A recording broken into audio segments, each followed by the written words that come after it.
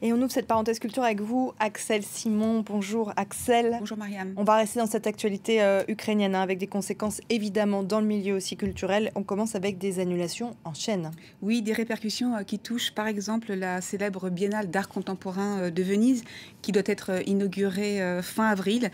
La participation russe a été annulée suite au retrait ou au boycott du duo d'artistes qui représentait la Russie et à son commissaire d'exposition en signe de protestation.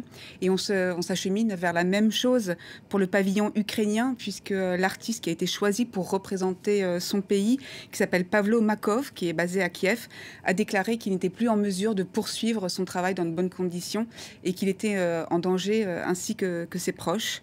Un autre boycott pour la Russie, celui du danseur et chorégraphe français Laurent Hiller. Il a quitté ce week-end le théâtre Stanislavski de Moscou après 5 ans de la direction de son ballet.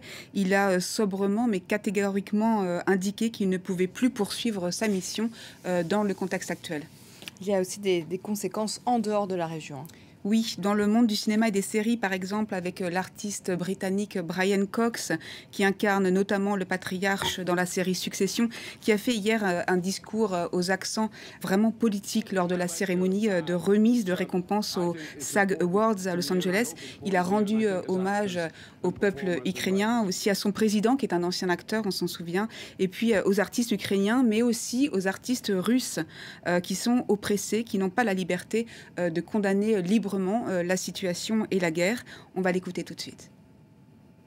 Ce qui m'attriste le plus, c'est ce qui se passe en Russie, le sort réservé à mes collègues acteurs, actrices, écrivains et critiques.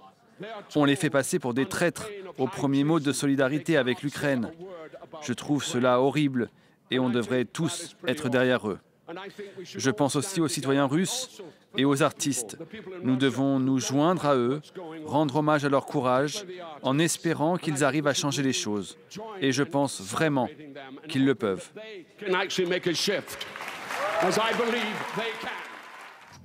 Alors voilà pour Brian Cox. Autre répercussion, l'Opéra Royal à Londres qui a purement et simplement annulé les représentations prévues avec le Bolchoï, la célèbre compagnie de ballet de Moscou. Et puis autre lieu, Carnegie Hall à New York qui a aussi annulé ses représentations à venir de l'orchestre russe Mariinsky et a écarté son chef d'orchestre qui s'appelle Valéry Georgiev, qui est réputé proche de Vladimir Poutine.